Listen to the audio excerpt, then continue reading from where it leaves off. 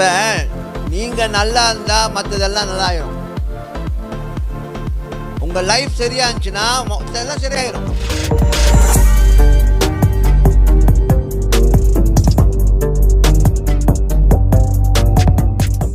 First, your life.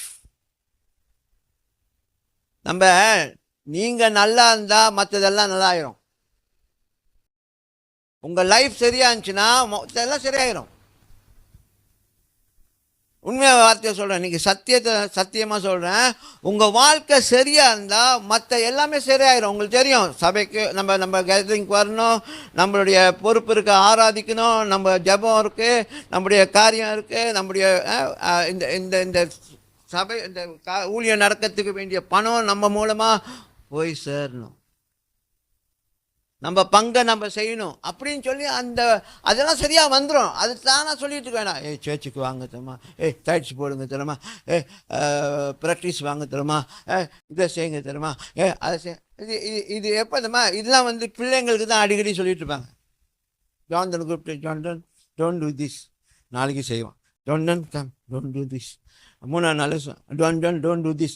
4ஆம் நாள் ஒரு ஓங்கி வெளுத்தோமா சரியாயிடும். ரத்தனத்தை ஒரு அடி அடித்தா 5ஆவது நாள் ஜான்டன் ஐ நோ தாத்தா ஐ நோ அப்படின்றார். முடிச்சு.